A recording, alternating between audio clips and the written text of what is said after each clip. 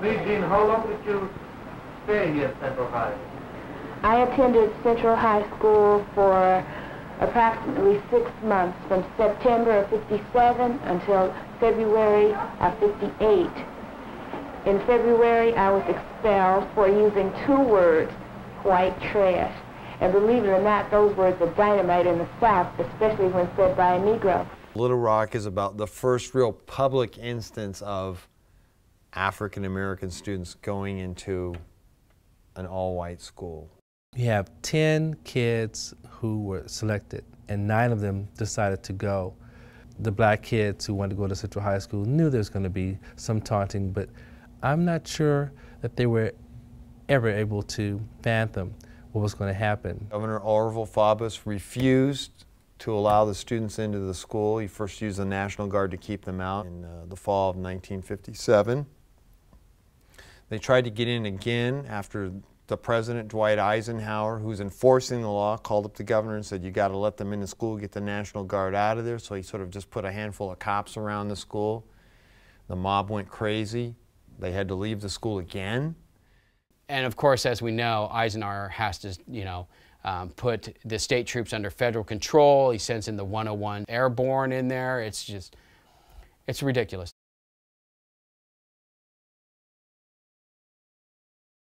She went through the same abuses as everybody else went through. The taunting, the verbal abuse, the physical abuse, the tax on the seat.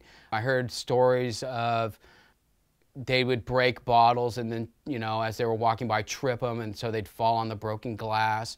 I mean, just horrible things going into the classes and being taunted and constantly spit on. The thing about Minnijean is she is about, I'd say she's about 5'9" or something like that. And she's a very proud woman. She's very tough. And the students hated her the most at Central High in Little Rock because she acted like she belonged there. She refused to hang her head. She was in the glee club. She sang in chorus. She sang. She wanted to be a part of it. She would not be denied. And therefore, in her being so confident, they just hated her that much more because she would not back down. When you watch the footage on Little Rock, there are people who are your age. All the governor had to do was say, I don't like this any more than anybody else, but we're going to go along with it and see what happens. Instead, he said, okay, everybody who's a rabble-rouser, come on, get in front of the school. You have my permission. He gave permission for the behavior that happened in front of Central High School. He gave permission to the young people to treat us the way they did.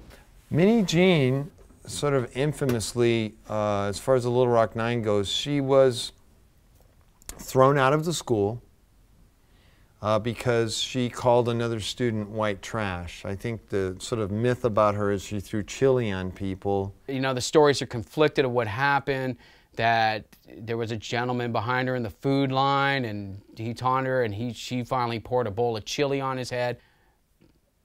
If that's true or not, it's conflicting stories, but... She said that she did not do that she simply dropped her tray and it splashed on him. She accidentally dropped her tray on purpose. Being the strong woman that she is, I think could only take so much. And they threw her out of the school. For standing up for herself. She was disciplined for that. He was also disciplined for that. And the gentleman, of course, being a white gentleman in a southern town, proceeds to go to school. There's never been the same treatment between blacks and whites for the same offenses. That's common in our country. Living in a segregated society is like standing behind a chain link fence with your hands gripped onto the links and looking into this life that you can't take part in.